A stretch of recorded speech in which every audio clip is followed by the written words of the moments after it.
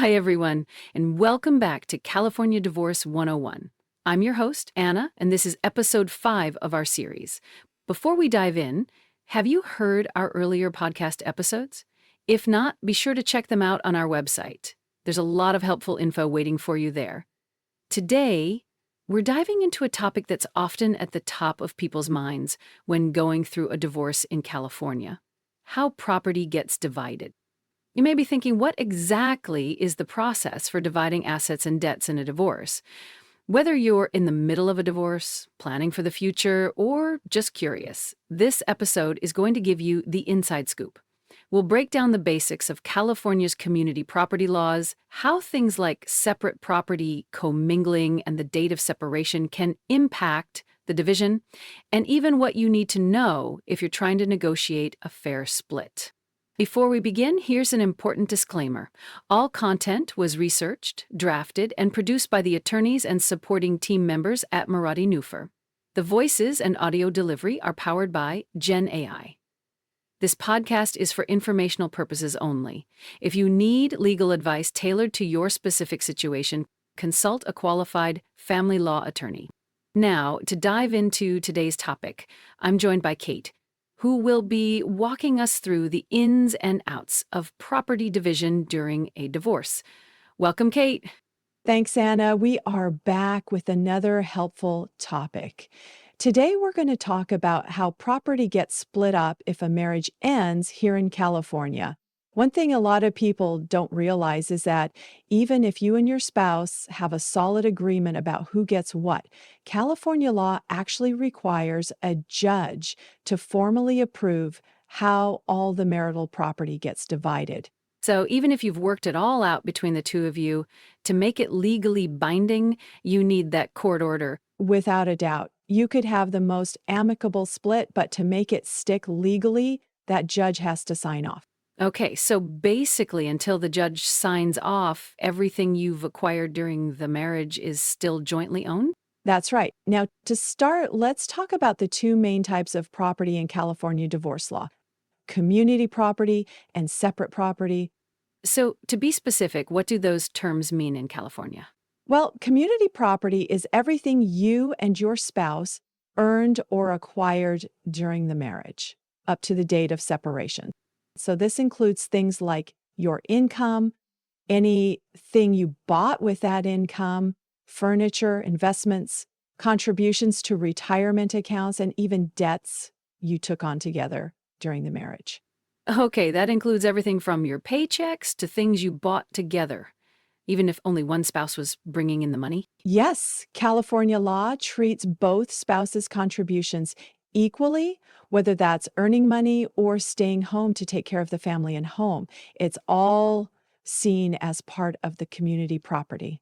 Got it.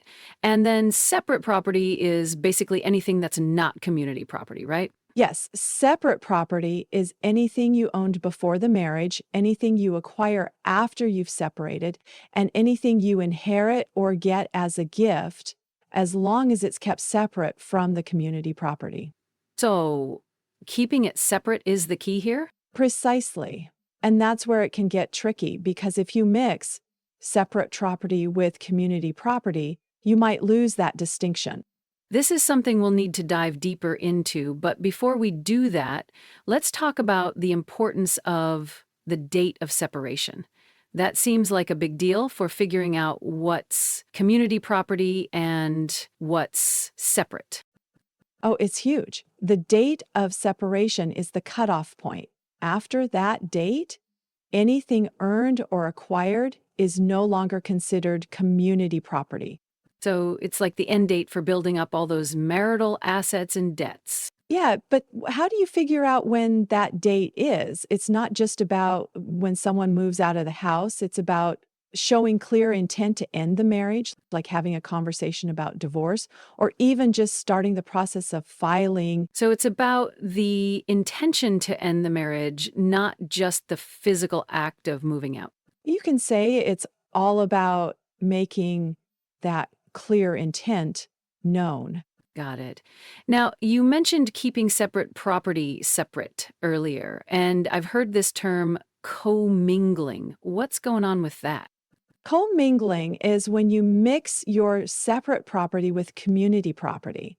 That's where things can get really messy when you're trying to divide stuff up in a divorce. How so?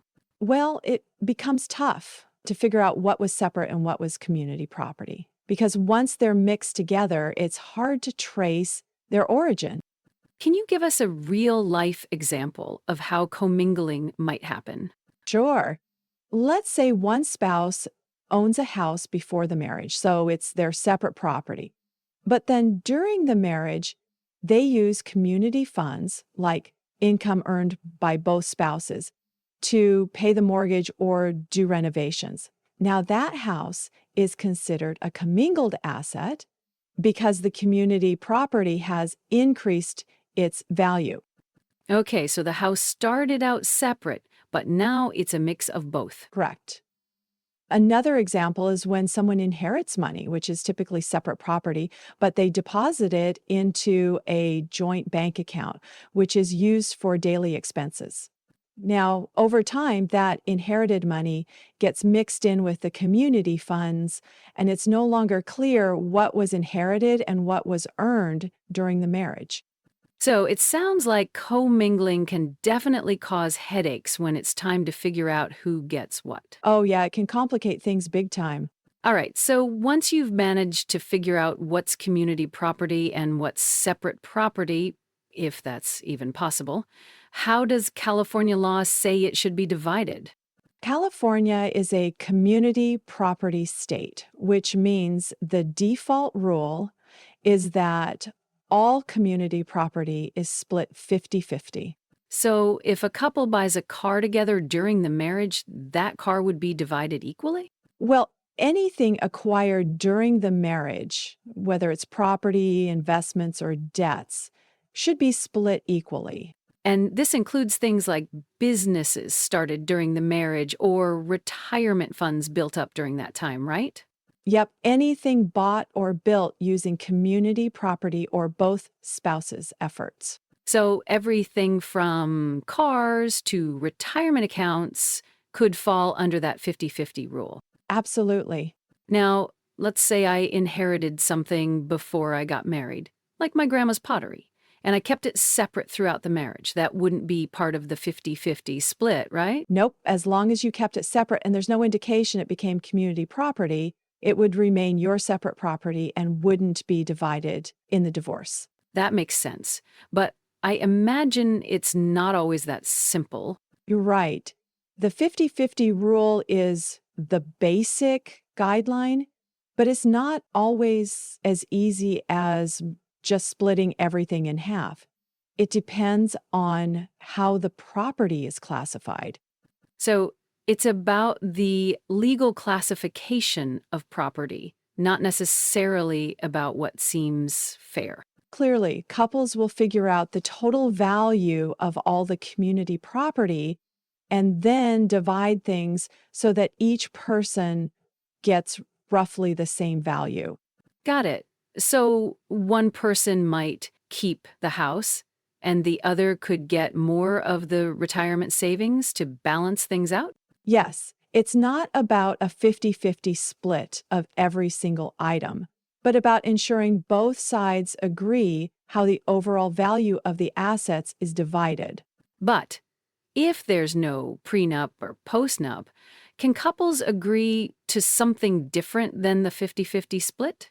Yes, California law actually encourages couples to come to their own agreements about how property and debts should be divided. And that's where prenuptial and postnuptial agreements come in, right? The agreements can override the default 50-50 rule as long as they're legally valid and fair. So both spouses have to agree, and the agreement has to be legitimate? Yes, it can't be forced or one-sided. Got it. And what if there's no prenup or postnup? Do things like the length of the marriage or a big difference in income affect how a judge divides the community property? Those factors can certainly affect other aspects of the divorce, like spousal support, but they don't usually change the 50-50 rule for dividing community property. So the law tends to stick to that equal division unless there's an agreement otherwise? Right. But commingling can certainly make things trickier when it comes to figuring out the value and how everything gets divided. It sounds like there's a lot of nuance in how property gets divided. Definitely.